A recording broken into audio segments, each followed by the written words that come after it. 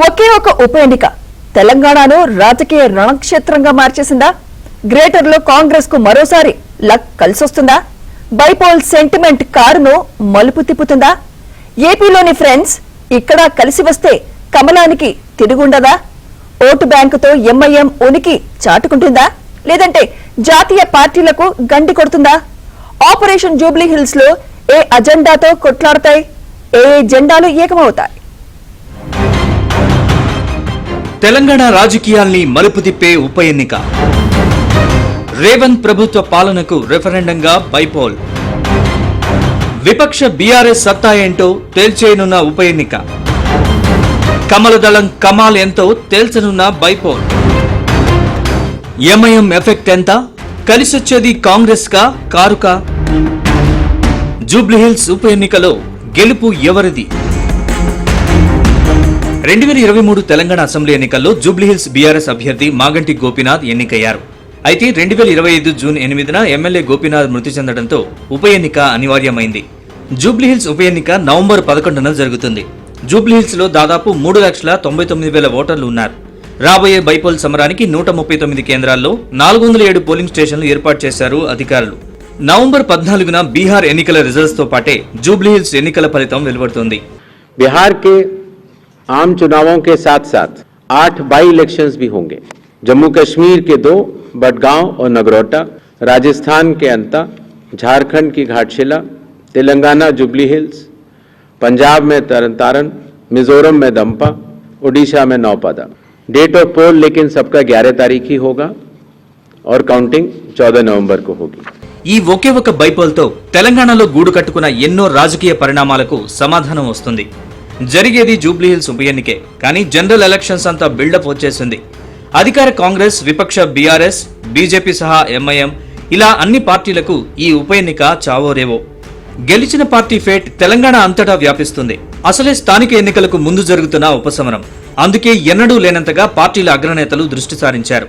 ఇప్పటికే స్మార్ట్ గా సోషల్ మీడియాలో ప్రచారం కానిచ్చేస్తున్నారు. కాలుకు బలపం కట్టుకుని లీడర్లు గల్లీ గల్లీ తిరుగుతున్నారు.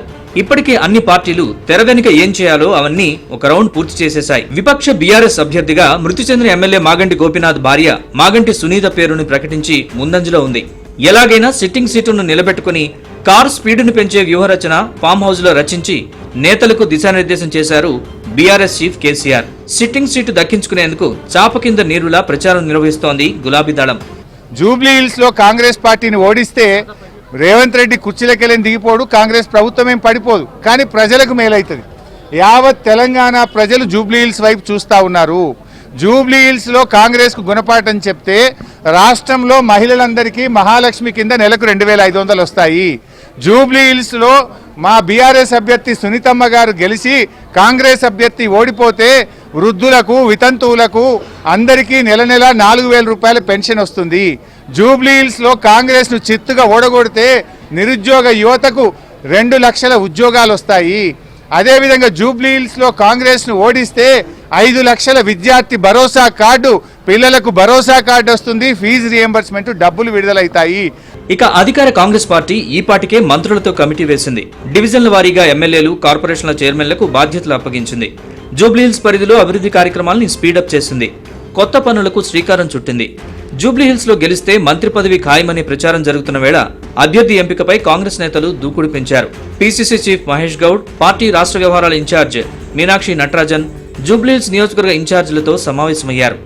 కాంగ్రెస్ చీఫ్ ఖర్గేతో సీఎం రేవంత్ రెడ్డి ఉప ఎన్నికపై ఆల్రెడీ చర్చించారు. పోటీకి చాలా మంది నాయకులు ఆసక్తి చూపించారు. రహస్య సర్వే చేసి చివరికి 4 ఆశావాహులతో జాబితా సిద్ధం చేశారు. వారి పేర్లను సీల్డ్ కవర్లో పెట్టి ఏఐసీసీకి పంపింది పీసీసీ. నవీన్ యాదవ్, బొంతు రామ్మోహన్, అంజన్ కుమార్ యాదవ్ పేర్లు సీల్డ్ కవర్లో ఉన్నట్లు సమాచారం. విపక్ష బీఆర్ఎస్ మహిళను బరిలోకి దింపింది కాబట్టి కాంగ్రెస్ గనుక లేడీ లీడర్ కు టికెట్ ఇవ్వాలనుకుంటే కంజర్లు విజయలక్ష్మి, బొంతు శ్రీదేవులలో ఒకరికి ఛాన్స్ ఇవ్వాలన్నది కాంగ్రెస్ ప్లాన్ గా తెలుస్తోంది. అటు అభ్యర్థుల బలాలు, బలహీనతల్ని కూడా నివేదిక రూపంలో జత చేసి ఢిల్లీ పెద్దలకు పంపింది. పనిలో పనిగా పక్క పార్టీల పరిస్థితి, ముఖ్యంగా బీఆర్ఎస్ అభ్యర్థి మాగంటి సునీత బలాబలాలు, ఏ అంశాలతో ప్రచారం చేస్తారు, దానికి కాంగ్రెస్ ఎలాంటి కౌంటర్ ఇవ్వాలనే అంశాల్ని కూడా అందులో పొందుపరిచినట్లు తెలిసింది. ఎంపికకు సంబంధించి ఇప్పటికే ఏఐసీసీ నాయకత్వం, పిసిసి అధ్యక్షుడి ద్వారా గౌరవ ముఖ్యమంత్రి గారి ద్వారా ఆ నియోజకవర్గానికి అబ్జర్వర్గా ఉన్నటువంటి వివేక్, తుమ్మల నాగేశ్వరరావు, నేను స్థానిక నాయకత్వం తోటి సంప్రదింపులు జరుపుతా ఉంది. ఫీల్డ్ మీద క్షేత్రస్థాయిలో డివిజన్ వారిగా బూత్ వారిగా మా కార్యాచరణ ఉన్నది. తప్పకుండా జూబ్లీ హిల్స్ కాంగ్రెస్ పార్టీ విజయం సాధిస్తుంది. సానుభూతి పేరు మీద టీఆర్ఎస్ పార్టీ ఆ కుటుంబాన్ని రోడ్డున పడేసి ఓట్ల లబ్ధి పొందాలనే ప్రయత్నం చూస్తుంది. ప్రజలు గమనిస్తా ఉన్నారు. కాకపోతే కాంగ్రెస్ కు ఓ విషయం గుబులు పుట్టిస్తోంది. గత ఎన్నికల్లో జూబ్లీహిల్స్ నుంచి పోటీ చేసిన మాజీ ఎంపీ అజారుద్దీన్ కు ఇటీవలే గవర్నర్ కోట ఎమ్మెల్సీగా అవకాశం ఇవ్వాలని డిసైడ్ అయింది. దీంతో కొన్ని రోజులు సైలెంట్ గా ఉన్న అజర్ బైపోల్లో పోటీ చేసే ఛాన్స్ తనకే ఇవ్వాలని హస్తినలో మంత్రాంగం మళ్లీ షురూ చేసినట్లు ప్రచారం జరుగుతోంది. ఒకవేళ అజర్ పోటీ చేస్తే కాంగ్రెస్ ఓడిపోవడం ఖాయమని భావించే ఆయనకు ఎమ్మెల్సీ అవకాశం ఇచ్చారు. తానే పోటీ చేస్తానని అజర్ ప్రకటనతో హస్తం నేతలు తలలు పట్టుకుంటున్నట్టు సమాచారం. ఇదిలా ఉండగానే టికెట్ రాని నేతల్ని ఎలా బుజ్జగించాలో హస్తం పార్టీ ప్లాన్ బికి రూపకల్పన చేసుకున్నట్లు చెబుతున్నారు.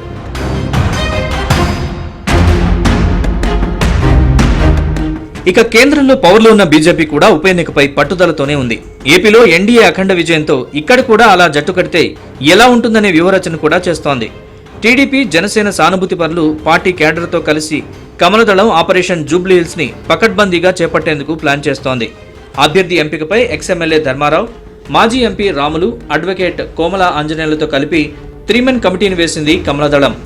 గ్రౌండ్ లెవెల్ కార్యకర్తల ఫీడ్బ్యాక్ ఆధారంగా అతి త్వరలో అభ్యర్థిని ఖరారు చేసేందుకు ప్రణాళిక సిద్ధం చేసింది. గత ఎన్నికల్లో పోటీ చేసి ఓడిన లంకా దీపక్ రెడ్డితో పాటు మాజీ ఎమ్మెల్యే చింతల రామచంద్రారెడ్డి, పివి మనవడు ఎన్వి సుభాష్, ప్రస్తుత పార్టీ చీఫ్ రామచంద్రరావు, జయసుధ, మాధవీలత సహా మరికొందరి పేర్లు పరిశీలనలో ఉన్నట్లు తెలుస్తోంది. మరో వారం 10 రోజుల్లోపు జాతీయ పార్టీలైన కాంగ్రెస్, బీజేపీ అభ్యర్థుల ఖరారు పూర్తవనుంది. జూబ్లీ హిల్స్ సంబంధించినటువంటి మేము అభిప్రాయ సేకరణ రేపు ధర్మారావు గారు మాజీ ఎమ్మెల్యే, అదేవిధంగా రాములు గారు మాజీ ఎంపీ, కోమల ఆంజనేయులు గారు సీనియర్ నాయకులు, వారి ముగ్గురితోనే అభిప్రాయ సేకరణ కోసం ఒక కమిటీ వేసాము. రేపు వాళ్ళు అభిప్రాయ సేకరణ చేసిన తర్వాత 2-3 రోజుల్లోనే భారతీయ జనతా పార్టీ తరఫు నుంచి మా ఎలక్షన్ కమిటీ కూర్చొని ఎలక్షన్ క్యాండిడేట్గా మేము డిక్లేర్ చేస్తాము. భారతీయ జనతా పార్టీ ఈ ఎలక్షన్స్ ప్రతిష్టాత్మకంగా తీసుకొని గెలిచే ప్రయత్నం చేస్తామని చెప్పి కూడా మీకు తెలియజేస్తాను.